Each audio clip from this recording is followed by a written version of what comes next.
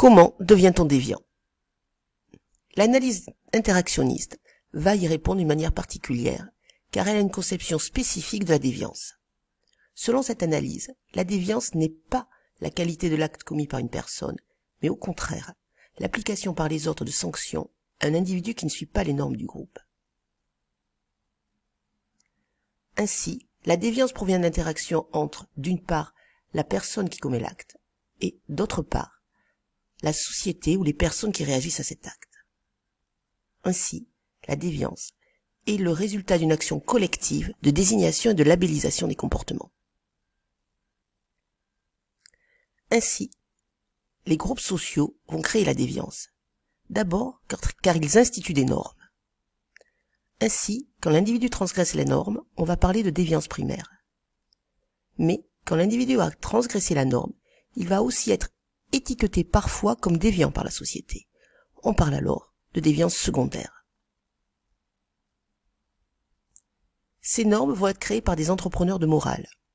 Ces entrepreneurs de morale considèrent que la société fonctionne mal. La raison principale est l'absence de normes. Il faut donc, selon ces entrepreneurs de morale, créer des normes.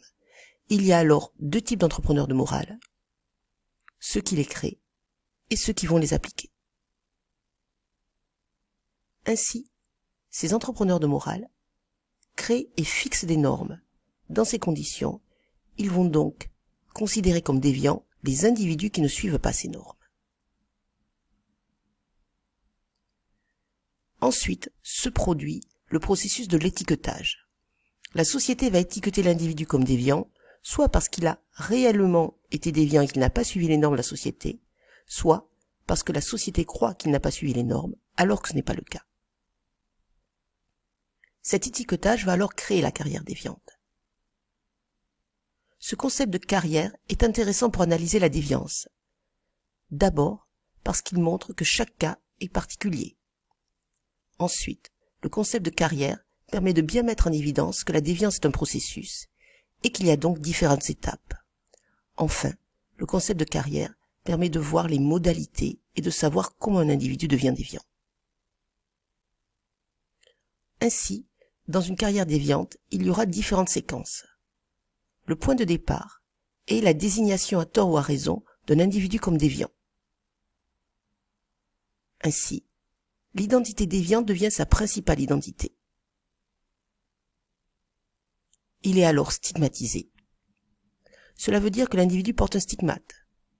Autrement dit, un attribut social dévalorisant.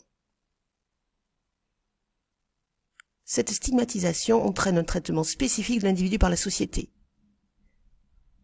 Cela va donc impacter les actions de l'individu et différentes possibilités sont alors envisageables. Premièrement, il peut développer une honte ou un dégoût de soi. Ou bien, il peut essayer de se défaire du stigmate. Troisième possibilité enfin, il s'approprie ce stigmate et il entre dans le groupe déviant. L'individu alors adopte la sous-culture déviante. Ainsi, le fait d'être défini comme déviant conduit l'individu à adopter un comportement déviant. Cependant, cet enchaînement n'est pas automatique.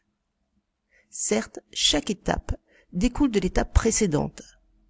Cependant, à chaque étape, certains s'arrêtent, d'autres vont continuer. Ainsi, chaque carrière est particulière.